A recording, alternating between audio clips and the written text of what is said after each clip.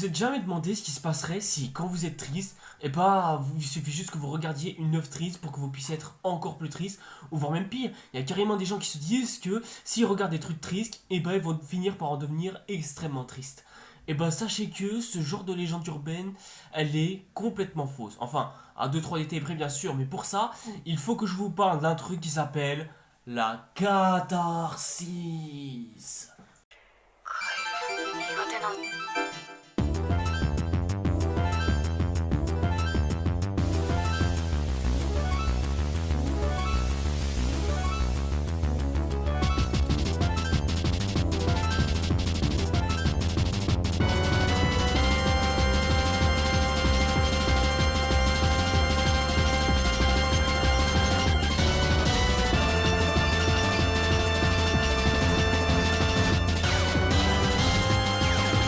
Et donc bonsoir et bonjour tout le monde, c'est Red et aujourd'hui on se retrouve pour une vidéo très spéciale.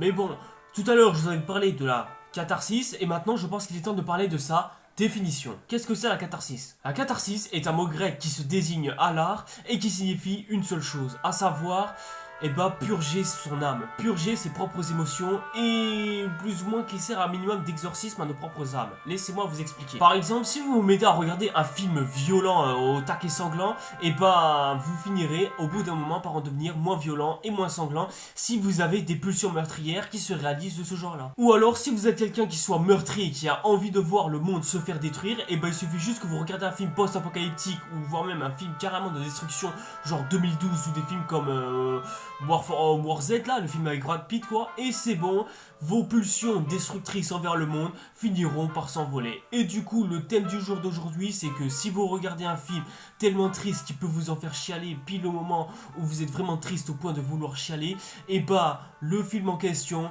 va prendre vos émotions, les enlever de votre âme et ainsi vous en débarrasser une bonne fois pour toutes. Et là, dans ces cas-là, on ne peut que dire merci infiniment à la catharsis. Il peut même y exister le syndrome inverse. Par exemple, si vous vous mettez à écrire une œuvre qui puisse correspondre à vos émotions les plus fortes, là aussi, elles peuvent en être entièrement débarrassées. Et je parle bien sûr des émotions négatives. Exemple, Stephen King, il avait des pulsions meurtrières envers sa propre famille et ses enfants. Et c'est d'ailleurs pour ça qu'il a écrit le livre Shining, parce qu'il voulait à tout prix purger son corps de ces violences meurtrières qu'il aurait pu avoir envers sa femme et ses enfants. Et pourquoi est-ce que je sors cette vidéo un 27 novembre précisément? Pour la simple et bonne raison que novembre, je l'associe quasiment au mois de la dépression. Ouais, littéralement, pour moi, novembre, c'est le mois le plus dépressif de l'année. Parce que si on observe les autres mois, par exemple le mois de janvier ou jusqu'en mars-avril par exemple, soit il y a beaucoup de jours fériés, ou soit c'est à des grands événements, par exemple le Nouvel An, les journées à la montagne au ski, ou alors Pâques, le poisson d'avril, etc. Le mois de mai, j'en parle même pas.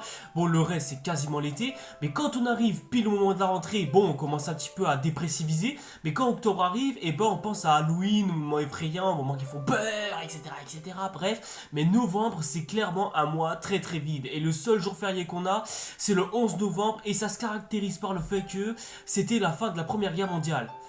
Super ambiance quoi, ouais c'est génial. Mais à part ça, novembre c'est une journée un mois, excusez-moi, très très vide. Et surtout c'est un mois qui fait très très sombre en termes de météo. Parce que déjà on perd plus de temps de soleil au fil que les jours avancent. De plus, il fait très nuageux et surtout le froid commence petit à petit à s'installer. Tandis que les feuilles de l'automne finissent par tomber. Bref, le mois de novembre c'est vraiment pas le mois où tu peux te sentir le plus joyeux. D'ailleurs preuve en est, quand on regarde les stories de pas mal de gens sur nos réseaux sociaux préférés, on remarque que ses amis, les jours les plus heureux qu'ils ont, c'est souvent en été ou alors en fin d'année en décembre ou voire même durant leur journée au ski, mais jamais le mois de novembre. Et ça veut pratiquement tout dire. Ça veut juste dire que novembre c'est un mois qui est ultra dépressif et c'est pour ça que quand décembre arrive, on est extrêmement heureux parce que la majorité des gens ont vécu une période très dépressive lorsque novembre a fini par passer parce que qu'est-ce qui peut nous rendre joyeux en novembre? Du coup, comme nous sommes en pleine fin du mois de novembre, je me suis dit que c'était l'occasion parfaite de pouvoir mettre en place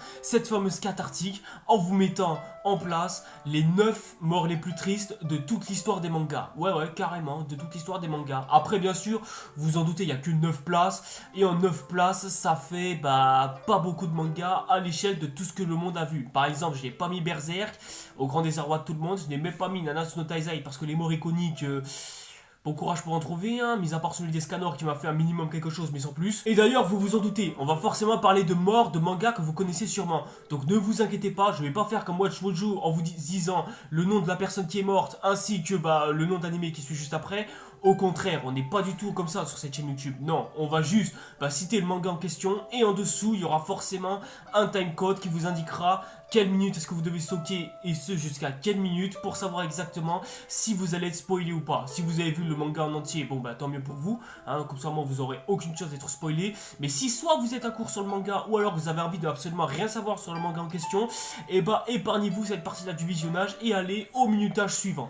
Et le dernier petit détail que j'ai oublié de préciser, c'est que il n'y aura qu'un animé par titre. C'est-à-dire que si par exemple, je prenais que du Shingeki no Kyojin ou du Naruto, et chacun d'entre eux prendrait la moitié de la liste à eux seuls. Donc en gros, ce serait pas très intéressant. Et puis surtout, ça crée de la diversité, et surtout, ça vous donne envie d'aller voir d'autres animés plutôt que ceux qu'on va citer. Et c'est donc sur ces belles paroles de sagesse que maintenant, nous allons vous expliquer exactement qu'est-ce qui va se passer dans cette liste. Le but, ça va forcément être de citer les morts les plus tristes, ce qui est tout à fait logique. Mais on va d'abord commencer par celle qui est la moins triste des 9 et petit à petit on va descendre petit à petit, encore et encore, jusqu'à bien vous faire chialer vos grands morts, juste histoire de vous faire comprendre à quel point votre vie peut être triste et misérable, mais qu'au bout du fil et surtout au bout du tunnel, vous allez enfin comprendre pourquoi est-ce que vous avez vécu ces moments difficiles. D'ailleurs, pour ceux qui se poseraient la question, j'ai aussi fait une liste des 7 moments les plus tristes, mais j'ai décidé d'écarter les morts parce que les morts, il lui fallait une liste qui lui était totalement appropriée.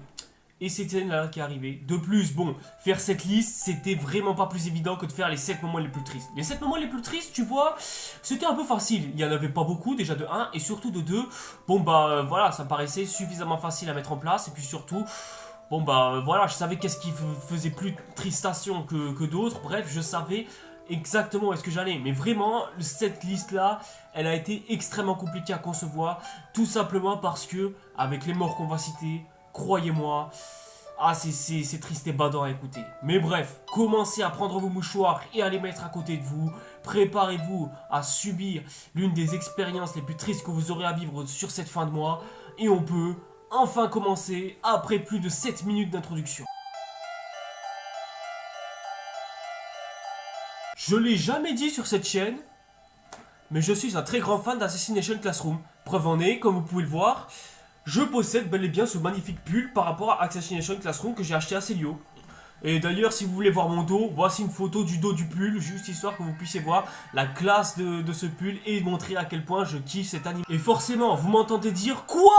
Mais d'où est-ce que tu mets Koro Sensei aussi pas dans la liste? Je veux dire, c'est l'une des morts les plus tristes de l'histoire des mangas. Je veux dire, le moment où les élèves ils pleurent là parce qu'ils doivent assassiner leur prof alors qu'ils savaient depuis le début que ça allait arriver. Et après, au bout d'un moment, ils se mettent à pleurer. Et là, tu vois Koro Sensei disparaître sur une musique magnifique et tout ça. Mais tu me comprends pas? T'es nul, je me désabonne à ta chaîne.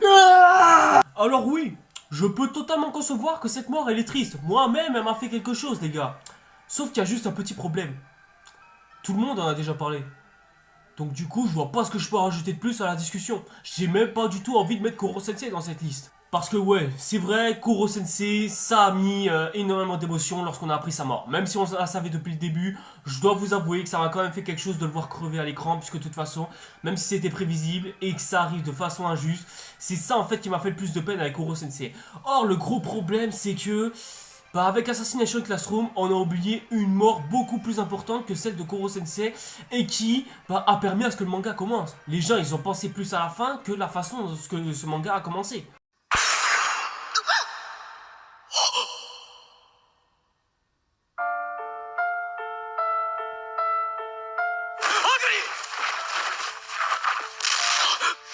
Parce que ouais, la mort la plus triste de ce manga là pour moi, c'est celle de Yukimura. Yukimura est enseignante à la classe E dans un collège, disons-le plutôt prisé dans la région, et qui enseigne à la classe E. La classe E, c'est la fameuse classe qui met tous les cancres les plus nuls à chier de cette école dans ce classement-là. En gros, si vous voulez, c'est une sorte de SECPA, mais pas pour les handicapés. Mais il se trouve que cette prof est aussi une scientifique qui travaille dans un laboratoire dans lequel on fait subir à notre futur Koro Sensei des expériences pour pouvoir,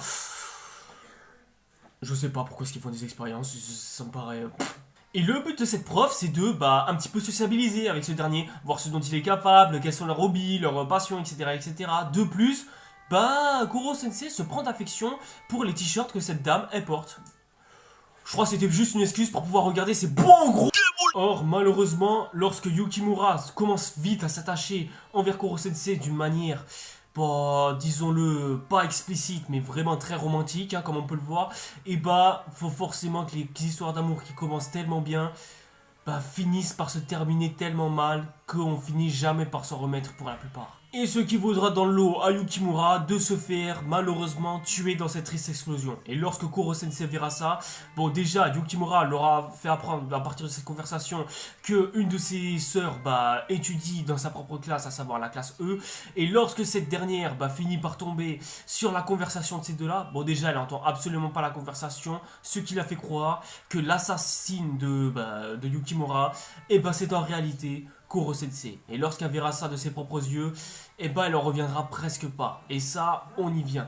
Koro Sensei, dans sa tête, lui, il se dit une seule chose. Il sait que ce sera à son tour de prendre leur relève pour pouvoir enseigner à ses élèves et histoire de remplacer la prof que eux-mêmes ont perdu de leur propre côté. Et là, on finit par comprendre une chose. En fait, Koro Sensei, s'il a décidé d'enseigner à des élèves, l'assassinat certes, mais qu'il a eu envie de leur enseigner, bon déjà, c'est pour apprendre à se défendre, mais surtout parce qu'il n'avait pas envie de les laisser seuls. Il voulait surtout pas les abandonner. En fait, c'est quasiment un Onizuka nouvelle génération. Même si Onizuka, de toute façon, dans tous les cas, est un meilleur professeur que Koro Sensei. Parce que lui, il enseigne l'assassinat. Du coup, ça le rend nul à chier. Et quand sa sœur finit par apprendre ça, enfin, la petite sœur de Yukimura, et bah, elle commence à en avoir énormément de regrets. Et c'est peut-être ça aussi le plus triste.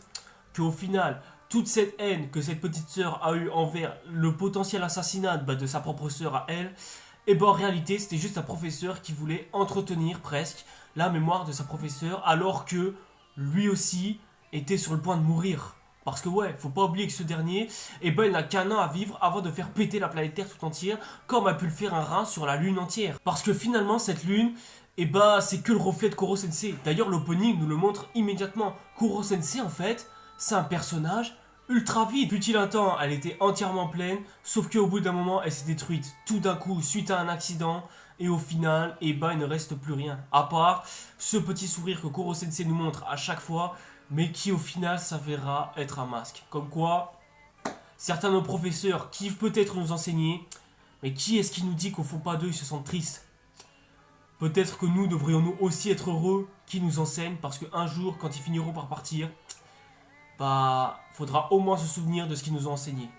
Mais ça, c'est une thématique, là aussi, dont on reparlera plus haut dans la liste.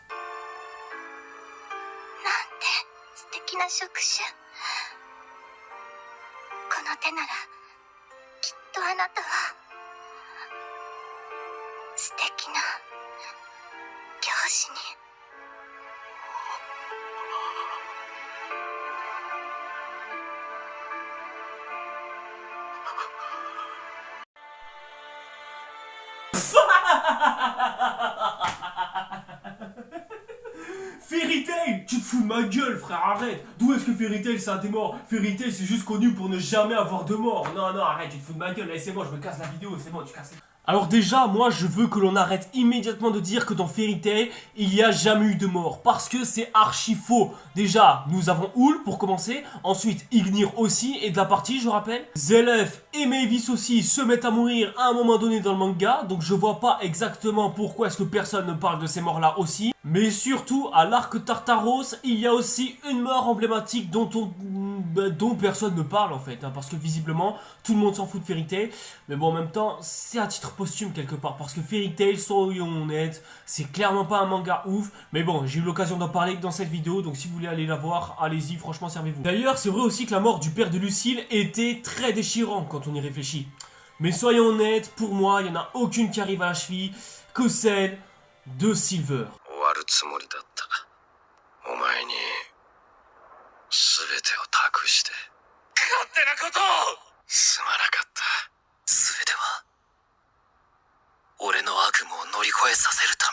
Bon déjà, qui est Silver, hein? Personne n'a l'air de le connaître.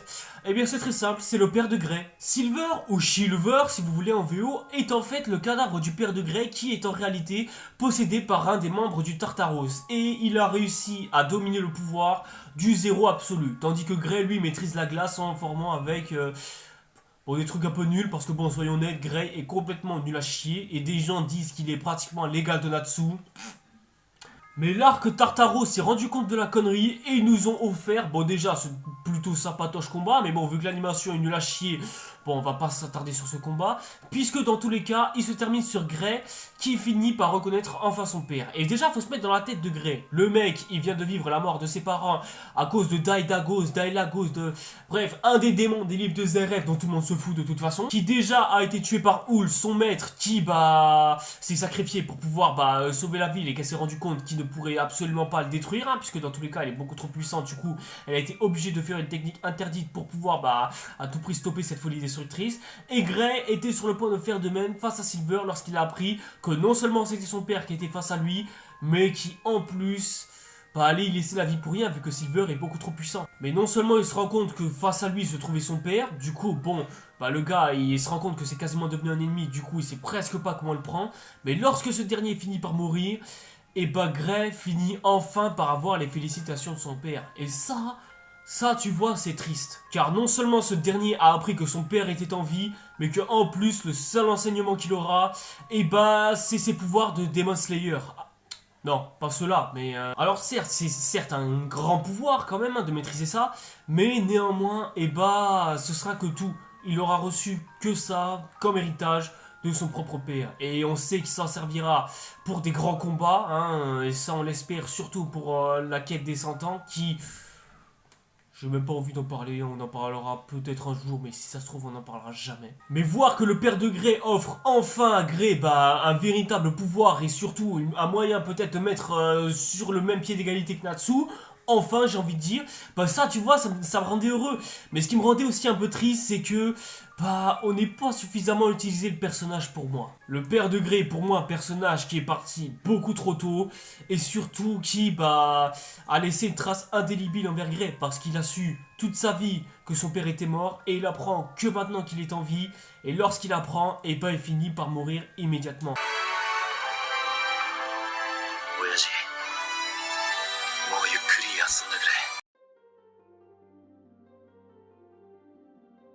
Alors, avant de continuer, petite précision. Je tiens à prévenir que les OST du prochain anime qui vient, à savoir Beyblade évidemment, il y a eu un petit problème. C'est que les OST de cet animé ne sont disponibles absolument nulle part. J'ai cherché sur les autres plateformes de streaming, que ce soit sur YouTube Music, j'ai même cherché sur Spotify, dites-vous, et je n'ai absolument trouvé aucun OST. Et ça, voyez-vous, c'est criminel, surtout de la part des compositeurs qui nous ont fait des bangers avec les OST de Beyblade. Du coup, désolé si vous entendez des bruits de fond dans les OST que je vous diffuse en vidéo, qui pourra sûrement compromettre la partie audio de la vidéo, mais dites-vous que ce sera pas de ma faute. Ce sera la faute des compositeurs de Beyblade qui n'ont absolument pas mis un seul de leurs OST absolument magistral et légendaire. Après, je demande pas non plus ce Chogu style, de toute façon, aucun d'entre eux n'est réussi dans ce stade-là, alors... Quand j'étais petit, il y a 3 dessins animés que je regardais presque tout le temps. À savoir, La Ferme en Folie, qui, pour moi, était carrément le moment de détente et qui me faisait rire à chaque fois que je regardais ce dessin animé, tellement il me faisait rire et tellement il était drôle. Ensuite, on avait La Légende de Chima, parce que la fantasy, c'est quelque chose que j'adore, et il y avait même un côté science-fiction qui s'en mêlait. Bref, c'était le genre de dessin animé totalement original qu'aujourd'hui, on n'est plus capable de faire. Mais surtout, l'animé que je ponçais, reponsais, que je reponce encore aujourd'hui, c'est quand même Beyblade. Même si Beyblade sur certains aspects ça a très très mal vieilli, je parle notamment des Beyblade Metal, faut quand même pas oublier que les Beyblade Metal c'était sacrément quelque chose et il y avait énormément de qualité. Déjà pour des personnages attachants comme tous les shonen tu me diras, mais surtout une histoire vraiment très dingue avec un lore très bien établi et des musiques qui non seulement correspondent à certains lieux de prédilection du monde dont on se lasse absolument jamais et qui nous font penser qu'on est dans un pays différent. Et cela couplé grâce aux OST de Metal Fury à des OST qui littéralement touchent les étoiles en fait, tout simplement. Et d'ailleurs c'est l'un des OST que vous êtes en train d'entendre. Mais soyons honnêtes, en termes de mort, je pense qu'il n'y en a pas une qui nous a plus touché que celle de Doji.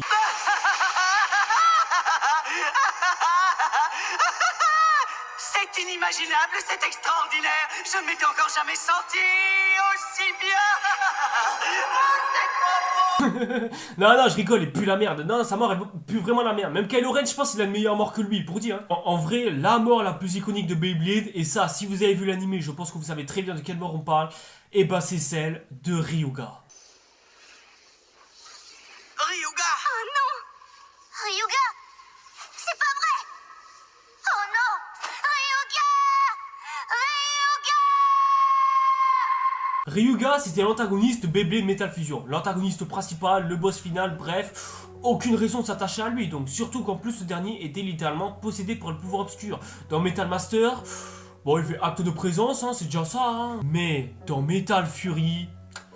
Et bah là c'est un autre level. Là où on avait un Ryuga qui était plutôt nomade, sage, et qui se contentait juste de vouloir faire le plus fort dans son propre coin sans avoir à embêter qui que ce soit, et qui surtout gardait une énorme rancune et un gros traumatisme envers la nébuleuse noire, et bah après avoir mis un terme à la société HD, à savoir Hades, qui n'a rien à voir avec le feat entre Asa et Damso, ni même la qualité haute définition qu'ils sont capables de mettre au sommet lorsqu'ils sont en feat ensemble, et bah Ryuga a commencé à prendre la grosse tête et à vouloir se mettre au sommet. Il veut être littéralement le blader le plus puissant du monde, au point que lorsqu'il apprend le pouvoir du fragment d'étoile et ce dont il est capable, ce qu'il souhaite c'est littéralement s'accaparer tout le pouvoir de tous les fragments d'étoiles réunis pour devenir le blader le plus puissant de tous les temps. Et au début, Ryuga était très attachant dans Metal Master. On s'attachait même petit à petit à lui. Je veux dire, sa rancœur et sa vengeance envers la nébuleuse noire et l'Académie HD, et bah, était très justifié, nous faisait presque attacher au personnage et nous donnait mais presque un minimum d'empathie. Du coup, oui, on s'est carrément attaché au personnage de Ryuga dans Metal Master. Du coup, le voir comme ça dans Metal Fury, et bah, ça nous fait un minimum de peine. Je veux dire, même moi, ça a commencé à me faire de la peine la première fois que j'avais vu ça. Et au fond de moi, je sais que ça me plaisait, parce que bon, je commençais à être un enfant et je commençais à kiffer les bails sombres et dark, genre Dark Sasuke en mode méchant, en mode je suis trop fort, etc. etc. moi. Sauf que lorsqu'il a enclenché son premier round face à Rago, et bah on a commencé un petit peu à avoir de la peine face à lui. On s'est dit putain mais Nemesis il est si fort que ça. Ah ouais je comprends pourquoi est-ce que tout le monde était méfiant envers ce dernier. Et comme Ryuga c'est un gars qui prend beaucoup trop la grosse tête dans ce manga, et bah il décide de péter les plombs envers Nemesis en personne et décide même carrément de le rendre visite. Et là... bah il se passe un petit peu ce que House of Dragon a fait subir à Rings of the Power lors de sa première saison.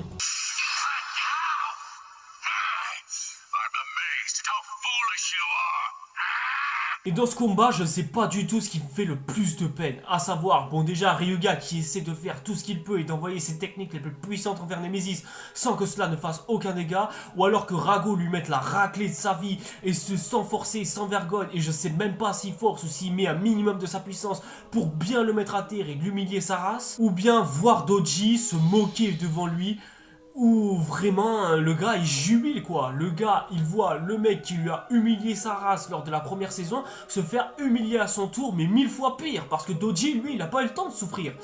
Alors que Ryuga lui je sais même pas s'il prend le temps de souffrir le pauvre. Ce dernier pensait littéralement être le blader le plus puissant du monde. Mais qu'est-ce qu'il peut faire face à la puissance véritable d'un dieu?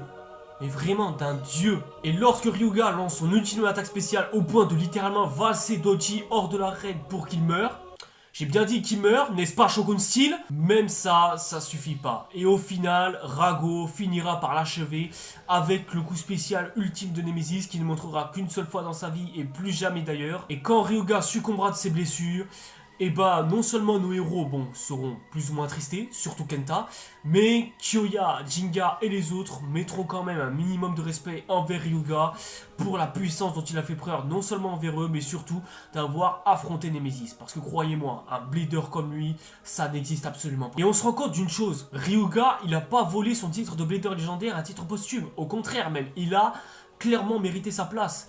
Mais il a tellement gâché, il a tellement fait des erreurs dans sa vie qu'au bout d'un moment, il s'en rendra compte et le seul acte final qu'il devra faire pour pouvoir se racheter, et c'est donner son fragment d'étoile à Kenta qui méritait bien plus que lui. Et comme Ryuga dans cette histoire n'a plus de rôle à jouer, et finito pipo pour lui, hein, il n'a plus qu'à crever en silence. Il disparaîtra faisant que Kenta créera un plagiat entre le combat de Gohan et Cell et fera en sorte d'honorer sa mémoire en étant digne du fragment d'étoile et pratiquement en repoussant Nemesis. Rendez-vous compte, même Ryuga n'a pas réussi ça. Ryuga c'est pas quelqu'un qui s'est investi pour les autres dans sa vie, mais il a réussi à le faire pour une fois et ce de la plus belle des manières. Son sacrifice restera au moins à jamais dans les mémoires, rien que pour ça, et il se rendra compte lui-même que être avare de puissance, ça ne fait que causer notre propre autodestruction.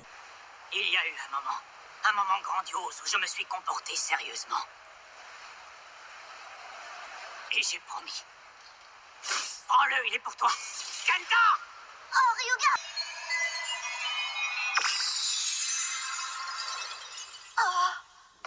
Ryuga. Ryuga. Il a disparu. Ça alors? J'aurais très bien pu mettre plusieurs autres morts de Fullmetal Alchemist. Or, le petit problème, c'est que j'ai vu que la version animée de Fullmetal Alchemist, mais version première génération, à savoir la version qui est incomplète vu que l'anime s'est terminé, au moins le manga lui-même n'était pas terminé. Du coup, j'ai pas pu voir Fullmetal Alchemist Brotherhood qui prend en compte les événements du manga. Mais dans les deux adaptations, il y a quand même une mort en particulier qui a entièrement retenu mon esprit. Et cette mort, je pense que vous la connaissez tous puisque on parle de Hughes, carrément. Hughes. Je sais pas, Hughes on va l'appeler. Hughes, tu sens que c'est un personnage sympathique, je veux dire, il parle tout le temps de sa fille, de ses personnages, bref, c'est le gars le plus attachant de l'anime. Je vois pas du tout qu'est-ce qui pourrait se passer de mal. Maybe this is a more fitting end.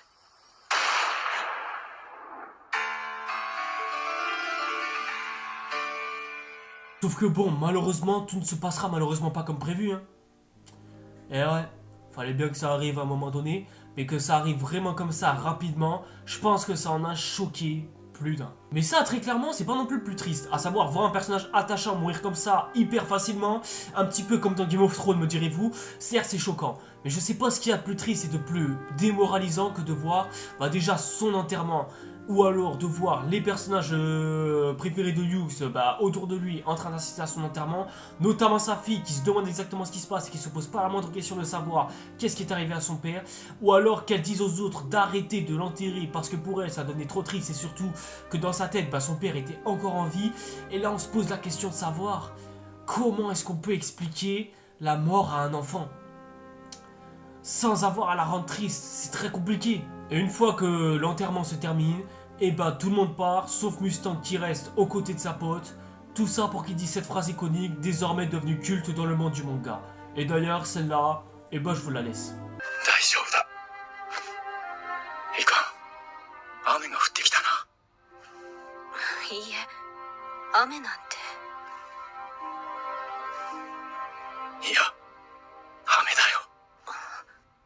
Nous sommes arrivés à plus ou moins la moitié. Là, les 3 morts que je vous ai cités tout à l'heure, c'était juste des morts qui, certes, étaient un peu dépressifs et qui rendaient un petit peu triste, mais en vrai, ça va. C'est juste des moments un petit peu dépressifs qui rendent un petit peu triste. Ça va, c'est rien. Parce que, par rapport à ce qui va suivre, les gars, là, vous n'êtes pas prêts. Là, on va vraiment passer au stade supérieur, là. Vraiment. Donc, accrochez-vous bien. Commencez à retenir vos larmes parce que là, ça va être très dur de ne pas les lâcher. Je trouve qu'on oublie trop souvent Senseiya, mais genre vraiment trop souvent. Là où on se rappelle souvent des Dragon Ball, des Ken le Survivant et tout, faut pas oublier que Senseiya, c'est un manga qui s'est quand même vendu à plus de 50 millions d'exemplaires à son époque lorsqu'on était en 1985. Au point que lorsque son adaptation en 1986 sortira, ça a été le 2e manga le plus populaire de son époque, juste derrière Dragon Ball. On pouvait même presque considérer Senseiya comme littéralement l'ombre de Dragon Ball, à l'image de Sakumo Atake qui était l'ombre des 3 ombres de Konoha. Parce que cet animé, mon dieu, qu'il y a des morts tristes. Mon dieu, dites-vous qu'à lui seul, il serait capable de remplir la liste des morts les plus tristes, tout manga confondu, tant il y a des morts tragiques et tristes pour la plupart. Je pourrais vous en parler pendant des heures pour vous dire à quel point ce manga est exceptionnel et légendaire, à quel point est-ce qu'il arrive à être impactant envers son spectateur et surtout à quel point est-ce qu'il arrive à mélanger les genres et les événements culturels et la religion de plusieurs autres catégories de peuples au travers du monde, tant ce manga est subtil en tout genre. C'est pas pour rien quand même que j'ai cette collection juste là, ainsi que la collection de The Lance Canvas que je vais commencer après avoir terminé la collection de l'Arc du Sanctuaire. Je pense que si les plus jeunes devaient se souvenir d'un animé qui a bercé l'histoire du manga à son époque, ce serait bel et bien lui. Allez me regarder Senseiya. Il est non seulement disponible sur ADN, mais surtout il est littéralement disponible sur Anime Sama. Allez me regarder tout Senseiya. D'ailleurs, il y a eu tellement de morts tragiques dans Senseiya que pour moi il y avait 2 morts emblématiques. Et ces 2 morts, je savais que si je citais l'un ou l'autre, ce serait passé à côté d'un événement. Ce serait passé à... j'aurais oublié quelque chose, j'aurais cette impression. Du coup, j'ai été obligé de mettre les 2 parce que, sinon... Mais pour moi, il y a une mort qui m'a marqué plus que d'autres. Et cette mort, c'est Kamyu.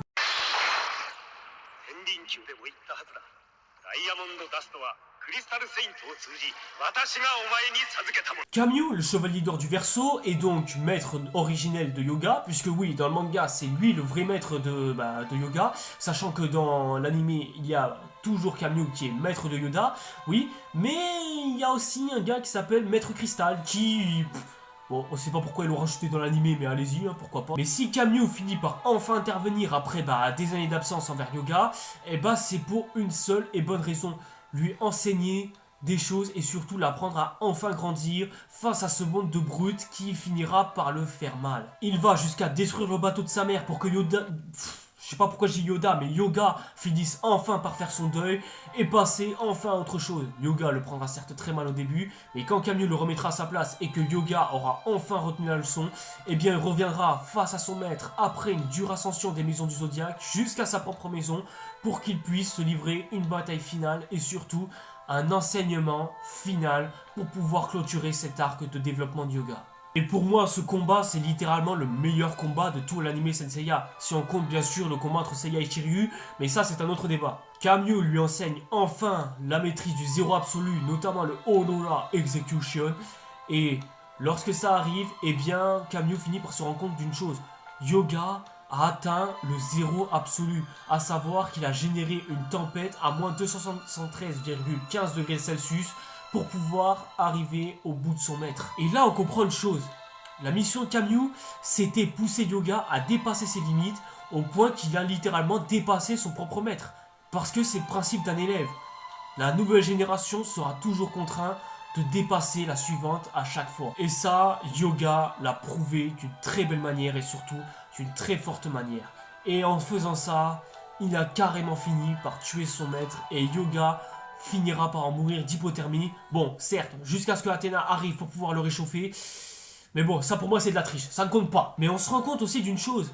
Kamyu s'est littéralement sacrifié pour enseigner à Yoga des valeurs qui lui tiendront à cœur par la suite.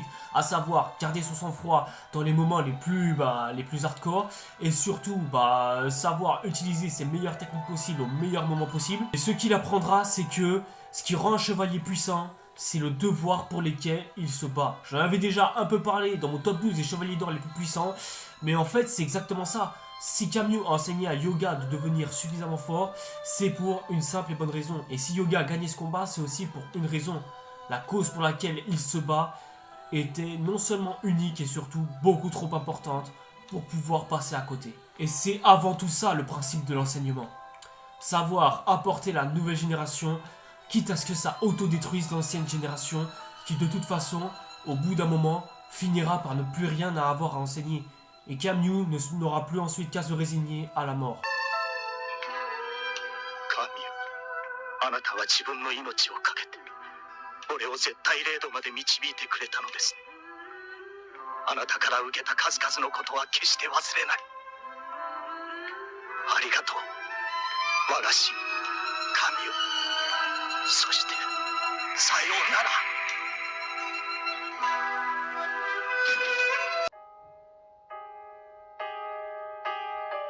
Shingeki no Kyojin, même chose pour Senseiya. Il y a tellement de morts qu'à lui seul il prendrait la moitié de la liste. Or on fait qu'un seul animé par liste, du coup on peut pas tout aborder à la fois, c'est dommage. Et pour ceux qui se poseraient la question, non, on parlera pas de la mort qu'il y a eu à la fin de l'animé, parce que... sinon ce serait vous spoiler, parce que la majorité d'entre vous ne l'a pas vu, étant donné que la version VF, à l'heure où je vous parle, n'est toujours pas sortie. Donc du coup, ne vous inquiétez pas, on va pas vous spoiler ce qui va se passer à la fin du manga, ni même de l'animé, ça ne vous inquiétez pas. Mais on sera obligé de spoiler une partie de l'animé qui se trouve précisément dans la saison 2. Et je pense que la majorité d'entre vous savent très bien de quoi est-ce que je parle. L'objectif du bataillon d'exploration, c'est faire un plagiat de Il faut sauver le soldat Ryan, mais version Eren Yeager. À savoir, à tout prix libérer avant que ces deux-là, en face, je ne sais pas ce qu'ils veulent en faire. Sachez-le. Il commence à y avoir des pertes dans le bataillon. Erwin finit même par en perdre un bras. Et après ça, Hannes, décide d'intervenir alors que le gars, il sert juste d'appât pour se faire bouffer, je rappelle. Du coup, c'est Hannes qui vient enfin au secours d'Eren et surtout... pile à un moment où une rencontre a dû se faire. Vous vous souvenez de ce titan? exactement, c'est le titan qui a becté la mère d'Eren devant ses propres yeux alors que Hannes et Mikasa étaient retournés quant à eux. Et si Hannes a fui, et bah c'est tout simplement parce qu'il devait sauver Eren et Mikasa, mais il aurait très bien pu le faire en combattant ce titan. Pourquoi est-ce qu'il ne l'a pas fait? Et bah c'est simple, là il va enfin se venger et on finit par se rendre compte d'un truc en fait.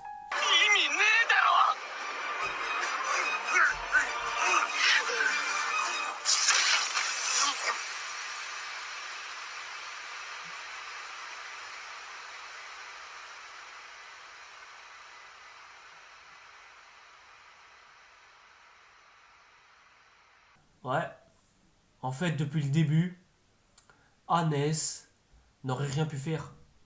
Si il aurait agi contre ce titan, tout le monde aurait été mort. Et le pire dans tout ça, c'est que Eren avait largement l'occasion de le faire. Je veux dire, il a essayé de se transformer en titan pendant un long moment, sauf qu'au final, ça n'a absolument rien donné. Ça n'a même pas marché. Et résultat des courses, eh ben, ce seront d'autres titans qui s'en occuperont grâce à un pouvoir ultra mystérieux. Bon, au vu de là où j'en suis, je vais pas spoiler tout le monde, d'autant plus que tout le monde n'a pas encore fini Shingeki no Kyojin, donc je pense que beaucoup d'entre vous...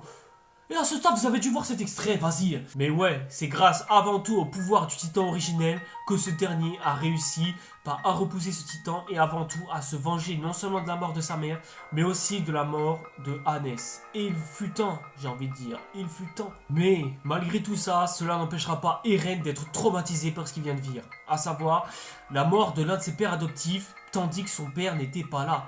Avant qu'il sache qu'il se fasse bouffer par lui, mais ça c'est un autre débat. Sachez que lorsqu'il aura appris cette mort, eh bah, il deviendra presque fou sans que l'on s'en rende compte. Eren a été à un stade où il ne savait même plus quoi faire. Le gars, il était même carrément suicidaire lorsqu'il a appris tout ce qu'il avait fait jusque-là. Notamment qu'il avait mangé son propre père en plus de ça.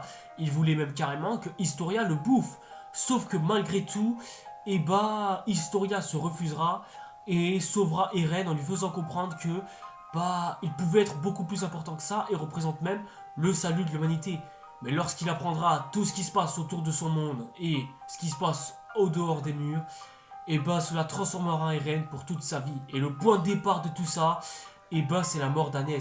Parce qu'il s'est rendu compte qu'il ne pouvait certes rien faire, mais que toute cette histoire, elle est quand même arrivée. Mais surtout que les titans, c'était juste qu'une petite histoire de conséquences en fait. C'était juste des dégâts collatéraux de qui étaient réellement les responsables de la situation actuelle que nos héros vivent. Et ça va peser tellement lourd sur la confiance d'Eren que ça finira par l'autodétruire petit à petit dans le manga.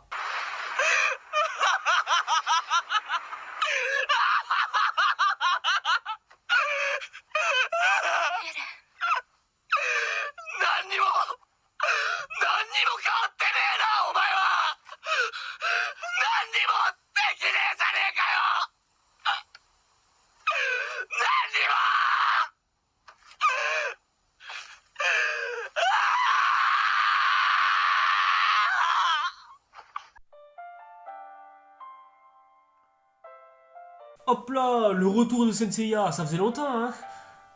Pas vraiment, je crois. Et oui, je mets Senseiya Omega dans cette liste. Déjà parce que j'ai pas lu The Lost Canvas. Du coup, ça va devoir attendre de pouvoir mettre The Lost Canvas dans cette liste au cas où. Mais je sais qu'il doit sûrement y avoir des morts tristes. Quand je vous dis que Senseiya, c'est une mine d'or de personnages attachants qui meurent, je vous conseille d'aller voir cet animé dans son intégralité. Mais si Ryuga, c'est littéralement la première mort que j'ai vue dans ma vie d'enfant, et celle dans Senseiya Omega, c'est celle qui m'a le plus traumatisé pour le reste de ma vie. Et je préfère vous prévenir que au long de la liste, on n'a fait que parler de morts, un petit peu sous les conséquences des choses, qui avaient subi de manière un petit peu aléatoire pour la plupart d'entre eux.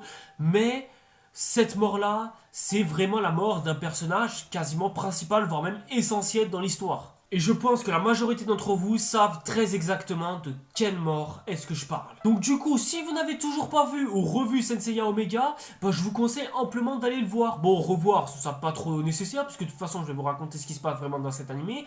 Mais surtout, non les gars, je vous jure, allez me regarder Senseiya Omega. Vous allez comprendre exactement de quelle mort est-ce que je parle. Je sais que pour les fans de la première heure, ça va être un peu décevant, mais juste pour cette scène dont on va parler, allez me voir Senseiya. Ça va jusqu'au au moins 25e, 30e épisode, je sais même plus. Mais bref, ça fait pas beaucoup. Allez me voir ça s'il vous plaît. Déjà, le contexte. Nous sommes aux vestiges des ténèbres. Nos héros, ils sont arrivés jusque là pour but de détruire tous les vestiges afin d'empêcher Mars de voler le cosmos du reste du monde pour s'en servir, afin d'alimenter la tour de Babel et détruire cette planète Terre une bonne fois pour toutes, afin d'attirer vers Mars sur la Terre. Enfin bref. Oui, je peux totalement concevoir que le scénario de Senseiya Omega, ça part vraiment cool. Hein, une fois le noyau des ténèbres détruit et le cosmocristal des ténèbres enfin procuré par Koga, qui se fera transformer en cosmocristal de lumière pour Arya, et bah Mars apparaît comme ça, comme par magie, comme par surprise, pour annoncer son retour et disant qu'il voudra les exterminer les uns après les autres, et surtout, et sur le point d'applaudir Arya, d'être devenue la nouvelle Athéna. Et là, c'est un combat de fou qui est en train de se faire entre Mars et les autres chevaliers de bronze qui affrontent Mars de leur plus grande des forces. Mais bon, juste à dire, c'est épique. Un combat épique comme celui-là, j'irai pas jusqu'à dire que tu l'as vécu une fois, mais franchement, on a boudé Senseiya sous prétexte que les combats étaient clairement pas ouf, mais là, applaudissez ces combats d'être ouf, les gars, juste pour ça. Sauf que, lorsqu'on finit par toucher Mars, qui était invincible jusque-là, il commence par devenir complètement fou, au point de commettre un acte horrible dont je vous laisse admirer l'extrait.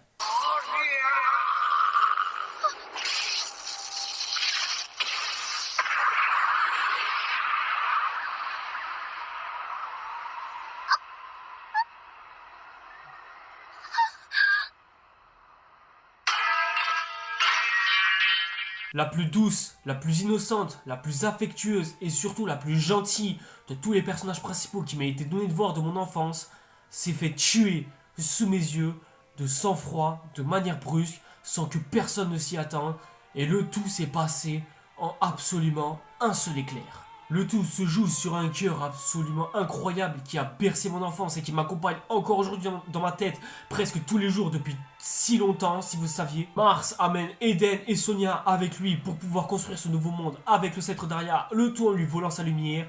Et ainsi, Arya se voit obligée de téléporter les autres avant que le vestige des ténèbres ne se fasse détruire par les conséquences du combat. Du coup, sur son dernier acte et son dernier souffle, elle finit enfin par le faire. Et sa souffrance finit enfin par se terminer dans la douleur qu'elle a sur le torse, partant ainsi au fin fond de la terre pour pouvoir reposer en paix et laisser nos héros partir ainsi. Cette mort est brusque, elle est rapide et elle est presque quasiment facile. Jusque-là, Senseiya nous avait habitués à des morts dark, sombres et presque violentes pour la plupart d'entre eux, mais celle-là, elle est juste triste au point que je vois pas comment est-ce que je peux le définir de plus en fait. La mort d'Arya, c'est vraiment un véritable tournant pour le reste de l'histoire. Et cette mort, voyez-vous, ça va tellement impacter nos héros que aucun d'entre eux n'arrivera à s'y mettre. Surtout Eden, qui lui sera bloqué avec ses propres morts jusqu'à ce que il finisse par rencontrer Seiya, qui lui remonte un minimum le moral et permet de passer enfin à autre chose. On peut dire ce qu'on veut de Senseiya, de Senseiya Omega, comme quoi cet anime a énormément de défauts, mais soyons honnêtes, la mort d'Arya est non seulement une grande réussite, et surtout, elle a dû marquer le cœur de beaucoup de fans qui se sont attachés à ce personnage.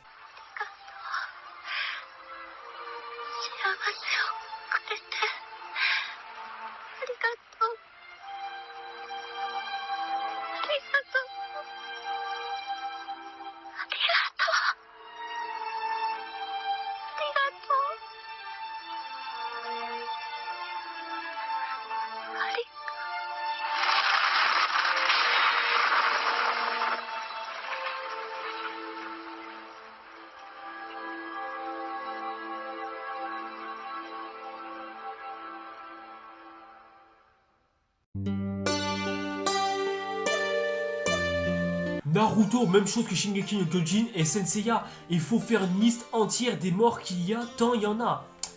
Et je pense que beaucoup d'entre elles ne sont pas tristes pour autant. Donc lui, je pense qu'il prendrait 3-4 places à lui tout seul, grand maximum. Des morts tristes dans Naruto, il y en a eu beaucoup. On pense à la mort d'Itachi, de Kisame, et hors de l'Akatsuki, on a quand même eu la mort de Jiraiya, on a aussi eu la mort de Kyuubi, et on a aussi eu la mort de Sasuke vers les derniers épisodes de Boruto. Même dans les premières heures de Naruto, je veux dire, la mort de Kimimaro, elle était quand même ultra déchirante. Et est-ce qu'il faut aussi qu'on parle de Haku et de Zabuza qui nous ont offert le meilleur premier arc, tout manga confondu quand même. C'est un truc de fou à quel point les morts tristes dans Naruto c'était badant. Mais pour moi, si je dois résumer Naruto en une seule phrase, ce serait ce personnage qui meurt en fait, tout simplement. Voici le contexte de cette histoire. Obito est en vie. Il a été recueilli par Madara et lui a enseigné quelques techniques de jutsu pour pouvoir être un minimum au niveau durant les mois qui suivront. Sauf qu'il apprend que Rin et Kakashi, ils sont dans une mission périlleuse et extrêmement dangereuse. Du coup, ce dernier, il décide littéralement d'agir pour pouvoir enfin aller la sauver. Et quand il finit par croiser Rin et Kakashi,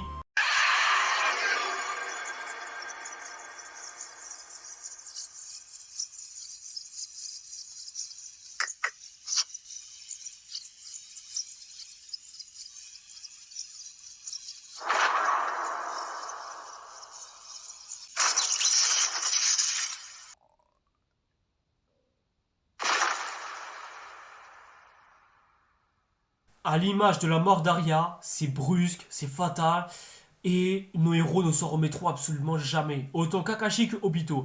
Kakashi apprend que Rin va devenir le Race Attack de Sanbi, ou est devenu le Race Attack de Sanbi.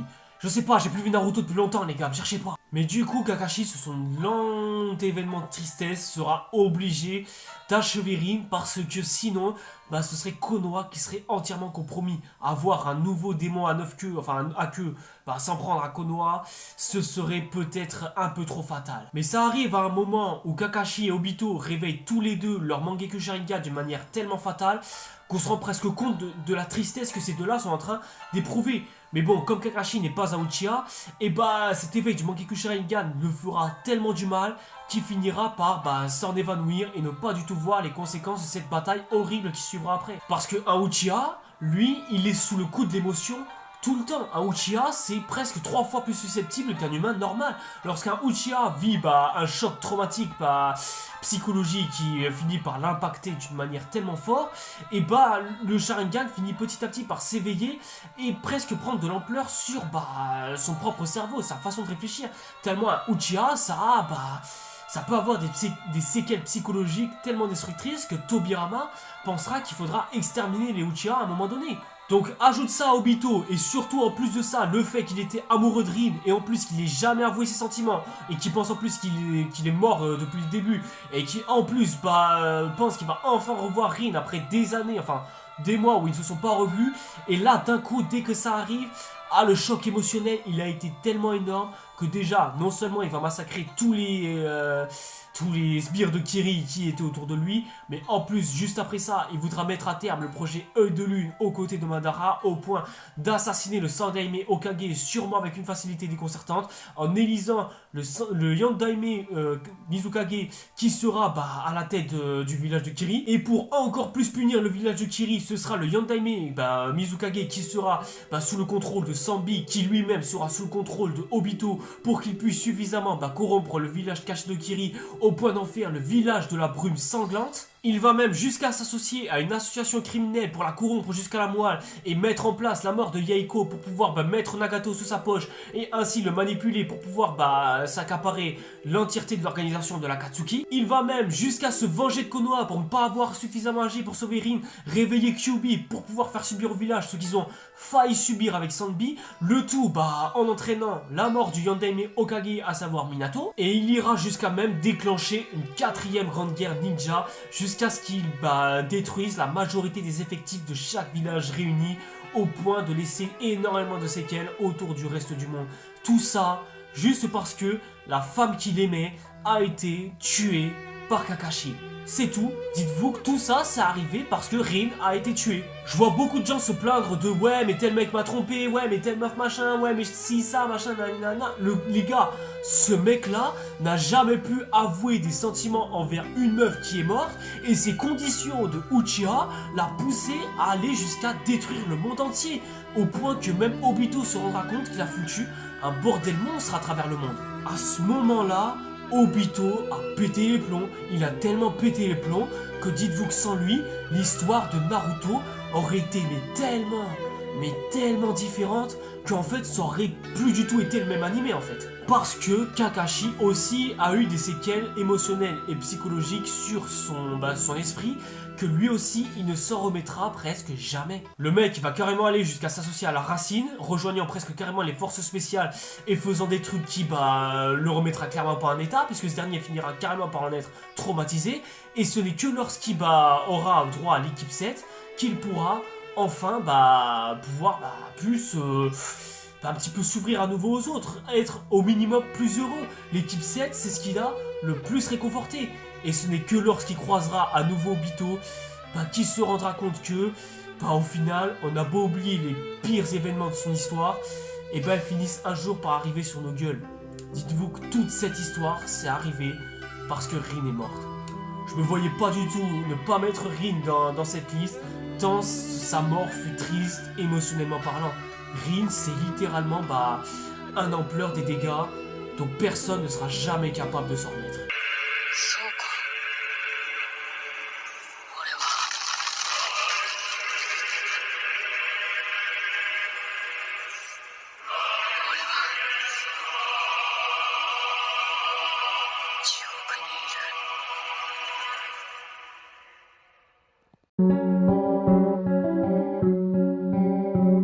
Et maintenant, mesdames et messieurs, voici la mort la plus triste, tout manga confondu. Et effectivement, elle est bel et bien dans Bleach. Et Bleach, c'est pas un animé qui compte énormément de morts à son actif, contrairement à ce que l'on peut croire. Après, bien sûr, je n'ai pas encore vu le dernier arc de Bleach, et tant mieux, parce qu'au moins, ça évitera d'en spoiler plus d'un, surtout pour ceux qui ne sont pas encore à jour un peu comme moi. J'aurais très bien pu vous parler de la mort de Jin, mais Jin, c'est pas un personnage auquel je m'attache forcément. C'est un gars qui, pour moi, a un sourire narquois avec des yeux fermés comme ça. Ouais, c'est pas un gars auquel je vais finir par m'attacher, croyez-moi. Mais pour moi, il n'y a aucune mort qui arrivera jamais à la cheville de Ulquiorra.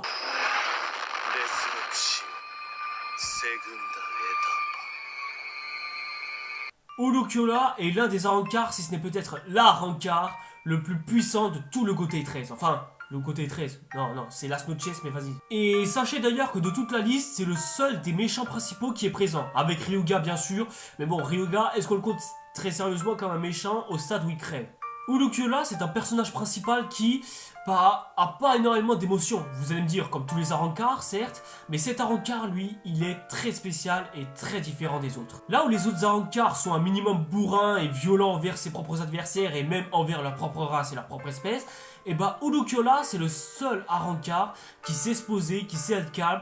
Bref, c'est le genre de perle rare que l'on trouve très rarement dans le Recomundo. Mais lorsqu'il s'occupera de kidnapper Orihime, Ulquiorra finira par avoir pas un petit éventail d'émotions, mais commencera à plus ou moins étudier l'humanité et les êtres humains autour de lui comme il ne l'avait que très rarement fait jusque-là. Mais d'un côté, Ulquiorra, lui, il en a que faire d'avoir des émotions. Il ne se rendra même pas compte qu'au fond de lui, il a des émotions comparées à ses autres confrères Arrancar. Parce que lui, la seule chose qui compte pour lui, c'est son allégeance envers Aizen. S'il n'est pas allégeant envers ce dernier, pour lui, la vie n'a presque aucun sens et ne mérite même pas d'être vécue. Ulquiorra, c'est le genre de bras droit fidèle qui ne doit pas vivre avec la moindre émotion, mais uniquement se contenter d'être fidèle envers son propre maître, Aizen. Il n'y a rien d'autre qui compte pour lui. Et ça, c'est quelque chose qui attriste un petit peu Orihime. Orihime, on sait très bien qu'elle est un minimum émotive, surtout envers les personnes qu'elle côtoie, mais là, envers Ulquiorra, elle commence à y éprouver énormément d'empathie,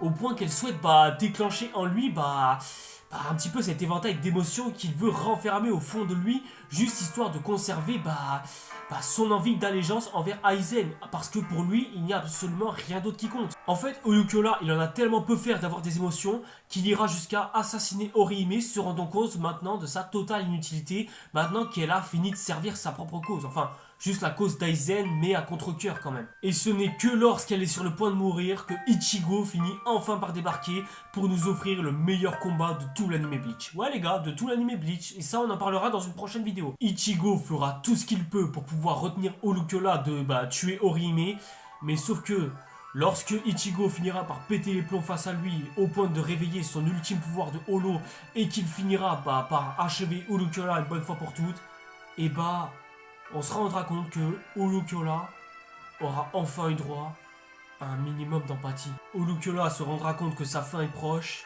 et il lui répondra à Orihime, est-ce que tu as peur? Orihime lui répondra que non. Et lorsque Ulquiorra volera en poussière comme si Thanos avait claqué des doigts, et bah Ulukiola dira que c'est ça l'effet que ça fait d'avoir un cœur. Ulukiola aura enfin appris à avoir de l'émotion, mais sauf que ça arrive à un moment où il était trop tard. C'est comme si être un Arrancar, c'était pas être humain. Et la seule condition que Ulukiola aura pour devenir humain, et ce sera presque de mourir. Mais pas seulement de mourir, littéralement de partir en poussière. Comme si c'était pour nous dire que, quand on est poussière, on part forcément poussière. Et c'est ce qui est arrivé à Ulukiola. Comme quoi, on se rend compte de la valeur des choses que lorsque l'on meurt. そうかこの手のひらにあるものが